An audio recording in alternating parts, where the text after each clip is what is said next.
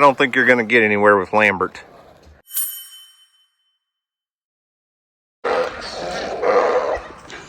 Whenever Steve's done, we'll start this, okay? Well, what's up, guys? It's Daniel and Bear from Arms Family Homestead, and came out this morning, check on animals, check on our mama goat and the baby and everybody, and check on all the other babies. And I heard the sound. Did you hear the sound? I heard the sound. And guess who had a baby and I just missed it? Lambert. Lambert, the sheepishly goat. The sheepish goat. Huh.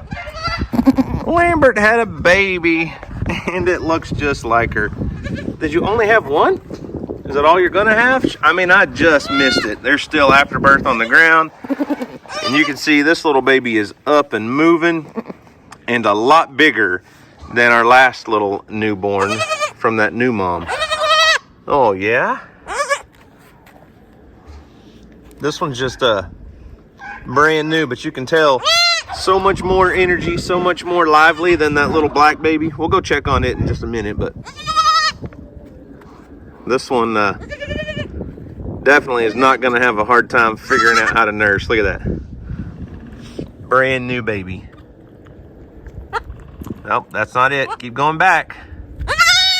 Yep, mom pushed her back. Or him, her, I don't know. I hadn't even looked yet. You'll find it. Let's see if it's a boy or a girl. Oh my goodness. You fall down. Let's see. Oh, another boy. Whoop.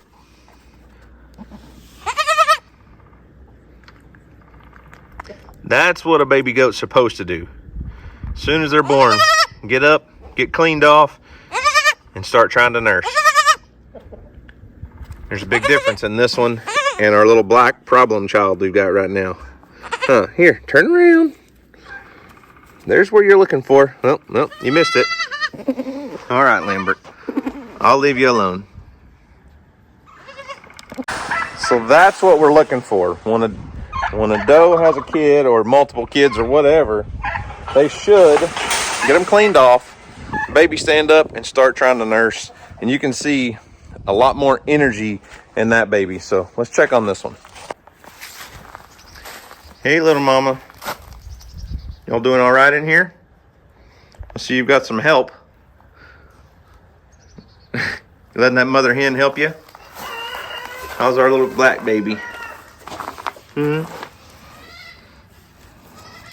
Well, I see some crusties on your mouth. That means you've been nursing, doesn't it? Have you been nursing? Come on. Get up. You see the difference in this and Lambert's baby? This one's a couple days older than Lambert's baby. And is still not getting around the same way. I notice we're having some leakage back here. That's always a good sign, I guess. Even if it is kind of scoury, that means if he's using the bathroom, that means he's eating. But still does not have the energy that it should, even at a couple days old. But mom is taking care of it, aren't you? And you can tell the baby's been nursing. Her udder is much smaller than it was. It was never engorged or huge or anything, but I'm gonna have to clean the baby's bottom up if mom doesn't do it. I sure would like to see you nurse a little bit though, baby.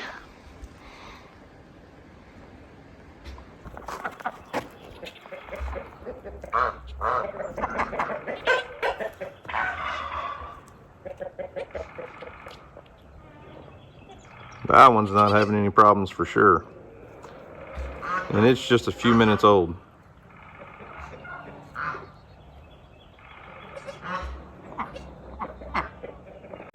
So then that just leaves you to have a baby, you to have a baby. You two should have some really pretty ones. And Skip. Skip hasn't had a baby. Where's your baby Spot? Huh? Hey, buddy. Skip, you gonna have one soon?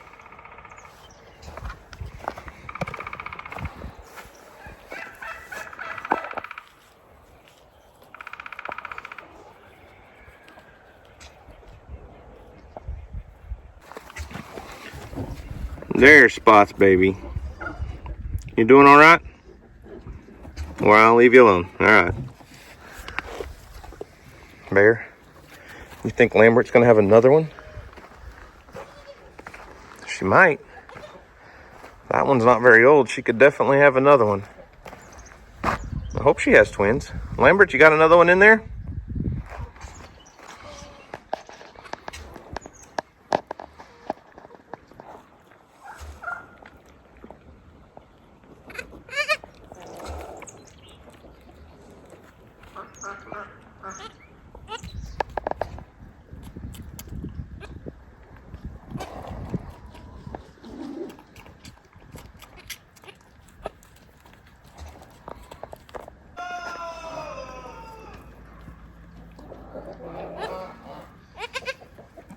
Larry, I don't think you're going to get anywhere with Lambert. You need to go be looking for a lady turkey.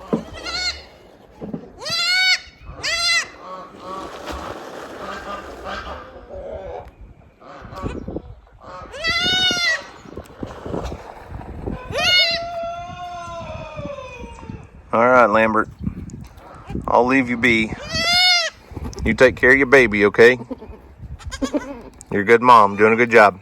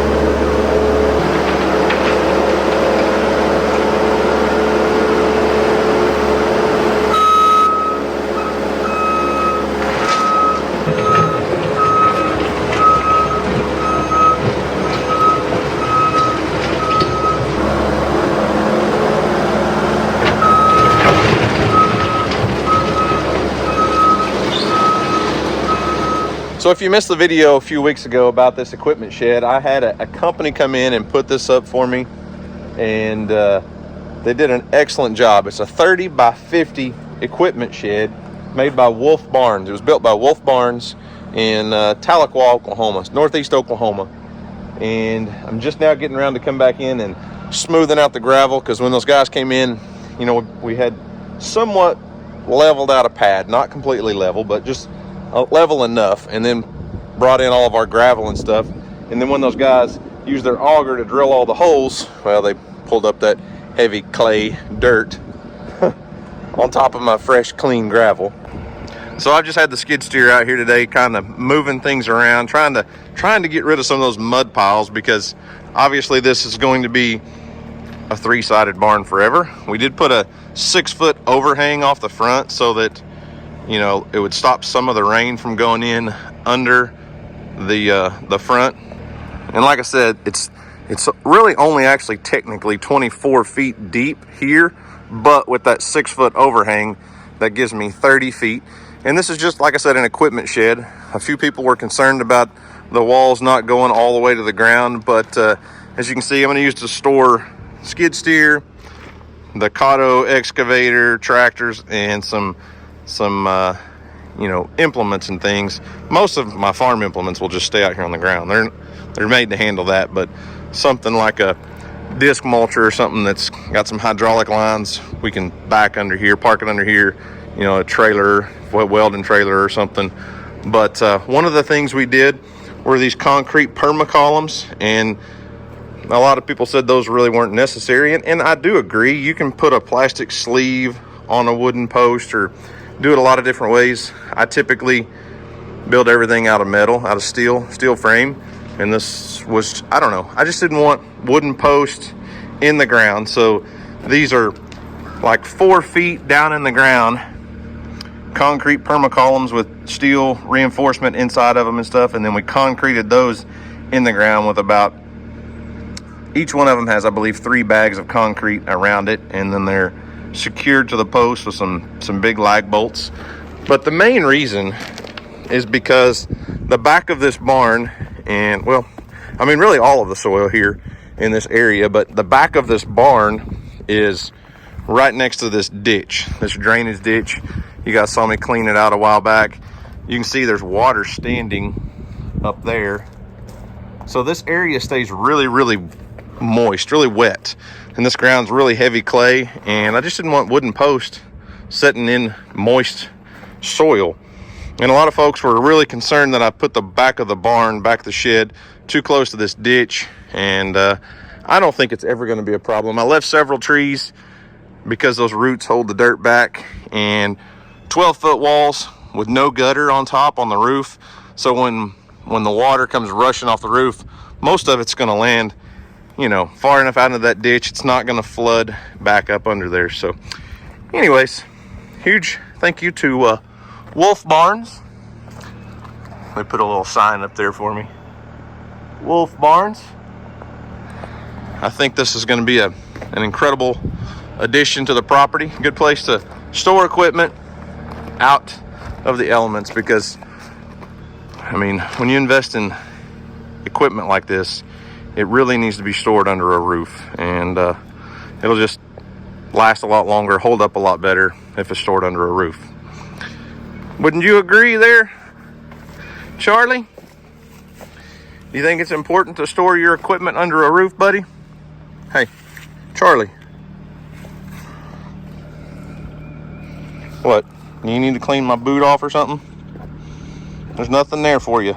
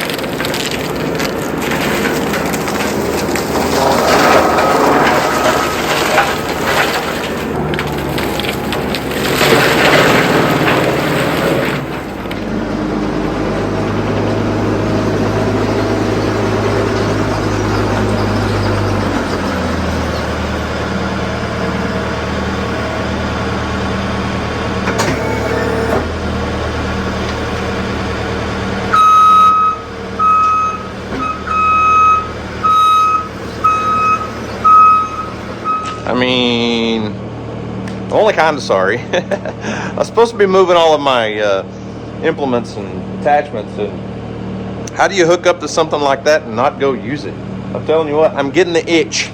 I'm itching to get the disc mulcher back out and put it to good use. I haven't used it since last summer at Mill Creek. But good news is, you guys know last year I leased my neighbor's property. She's got 160 acres. And I started doing a bunch of cleanup work over there. And we got her enrolled in some programs through the NRCS to do cedar removal and all that stuff. And those guys come out and they surveyed the whole property, do everything, check it over. It's basically to see how many cedar trees and elm trees and things there are per acre. And that's how you get, you know, approved or funded. And we missed the first round of funding. We didn't qualify for whatever reason, but the second round of funding we did. So she's got thousands of cedar trees that are going to have to be removed, and we're able to get her some help through some programs through the NRCS, like I said. So more than likely I'm going to get to scratch that itch to get the disc mulcher out and put it to good use really soon. So anyways, back to what I was doing.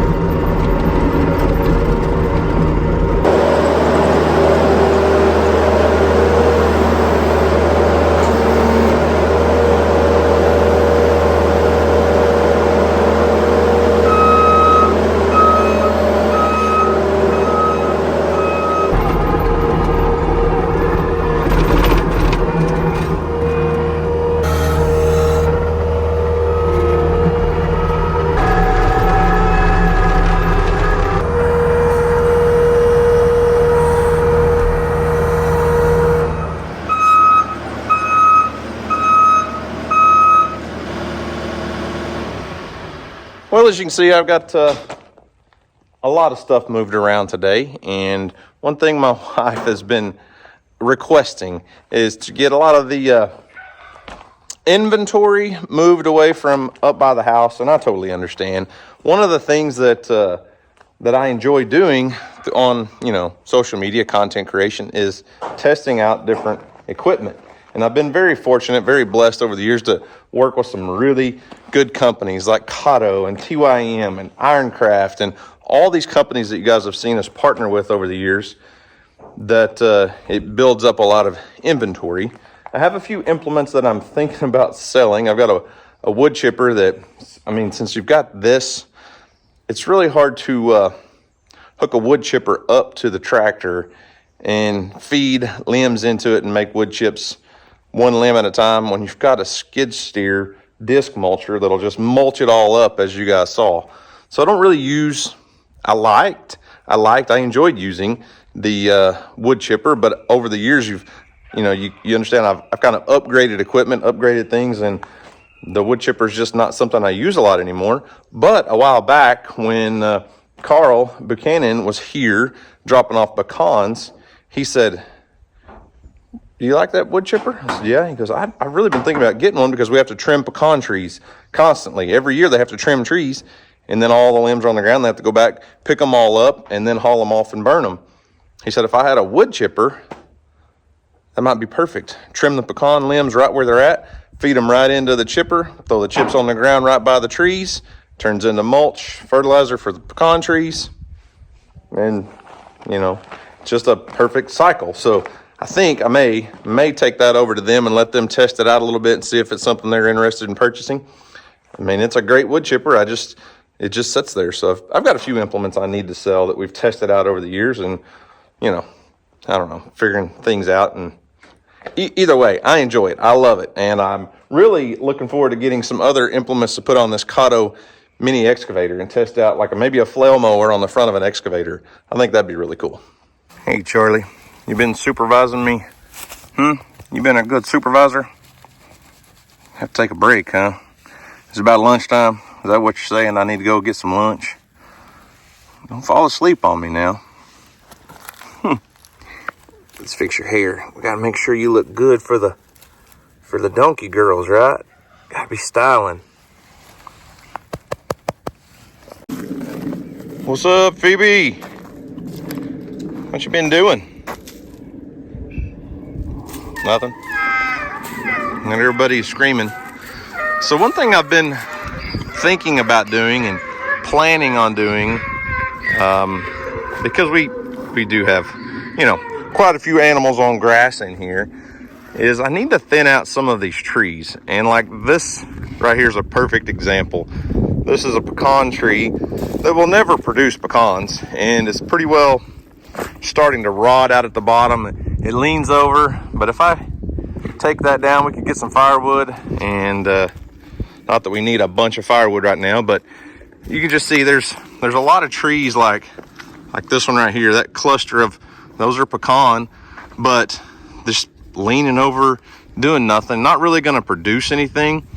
But I need to take out probably a dozen or so of these uglier, less desirable trees in this pasture to kind of help grow more grass. Don't you think, Fallon? Grass does you better than trees. And I, by no means do I mean I want to take out all the trees in this pasture. There's a lot of good shade to be had for the animals, but you know, there's just some undesirable, not so pretty trees that could be thinned out and taken down. I mean, even like this cluster of trees right here. Let's look. You've got a really pretty oak tree right here. Okay, that oak tree needs to stay. It'll produce a decent acorn crop, and it's just a good tree.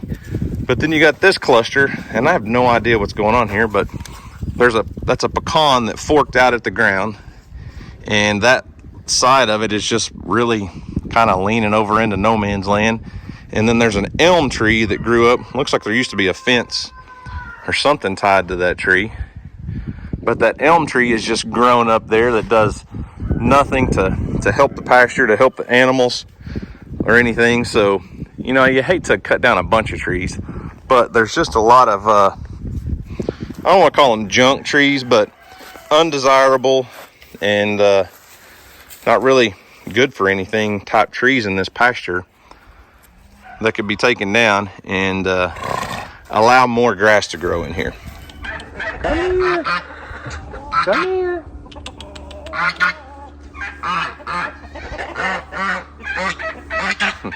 She's being hard-headed. Come here. Come here, Bree.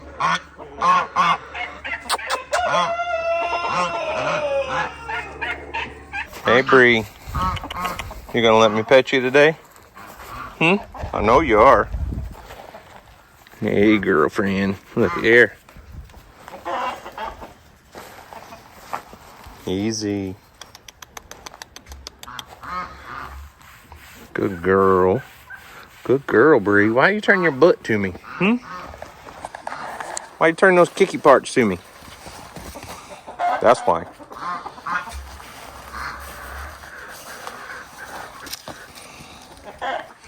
You got a lot of your mama in you, don't you? That was close. Why are you kicking at me?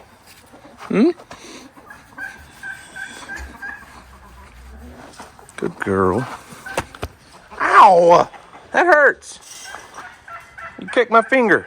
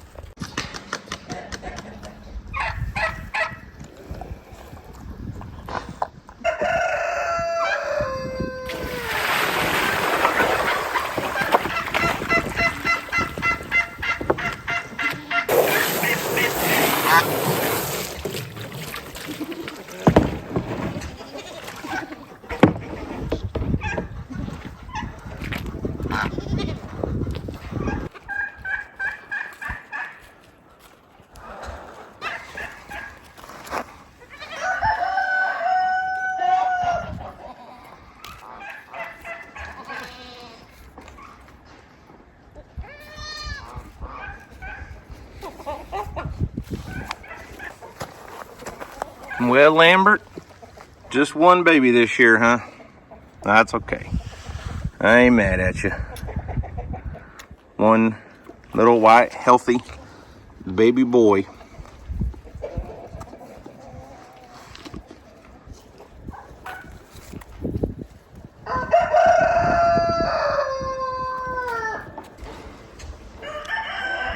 here's doing his job, cleaning up the afterbirth.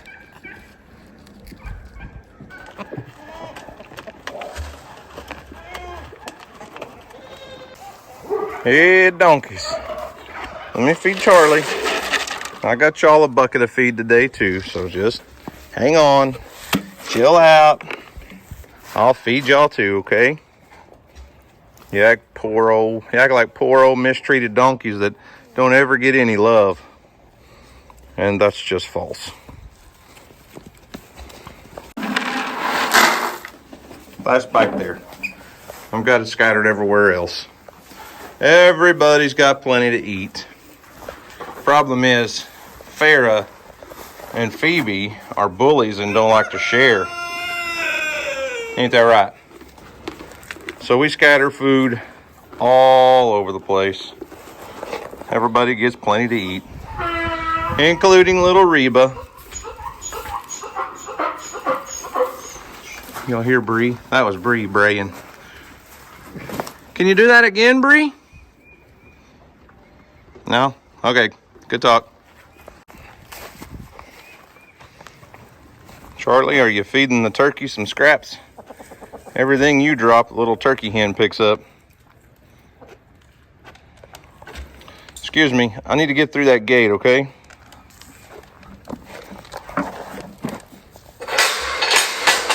Watch your head, Charlie. There you go. Sorry to interrupt your dinner.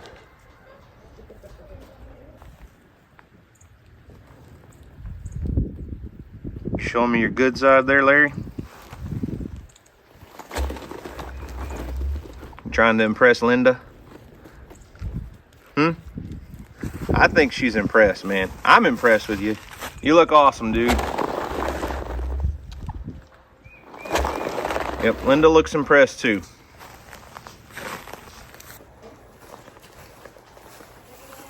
Ooh, looks like Easter up there, don't it? Look at those eggs. I mean, come on now. Does it get any prettier than this right here? Look at this. Look at that.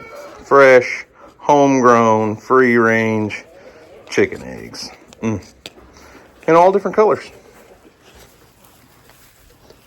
Thanks, ladies. Appreciate it. There's a few more. And the hens are laying like crazy right now. It's just that time of year. They've started laying again, and we're getting getting a ton of eggs. Well, y'all, I call that a successful day. Got a lot done. Babies are all doing good. Our one little black baby, I'm just not sure is ever really going to thrive. I've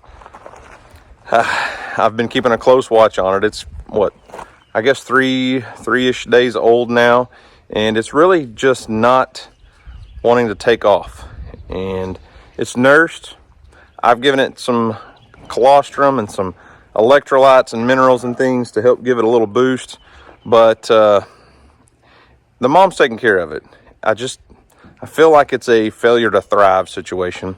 Now, we could 100% put it on a bottle and maybe help get it boosted and going along, but I would rather keep it with mom, and I'd rather come out here once or twice a day for a few days, just like we did with Spot and her baby, to keep the baby with the mom, because that's what's best. Mother's milk is way better, and yeah, we can milk her a little bit, put some in a syringe and get some milk in the baby. I do those things when I have to, and this is one of those have-to situations, so we're going to do what we can to keep the baby alive and keep it with mom. So anyways, it's time to go in and start supper. So guys, remember, do something today to make somebody smile, because you never know, it just might change the world. Guys, thanks for watching. I hope you enjoyed it. You guys have a great day, and as always, we'll see you on the next video.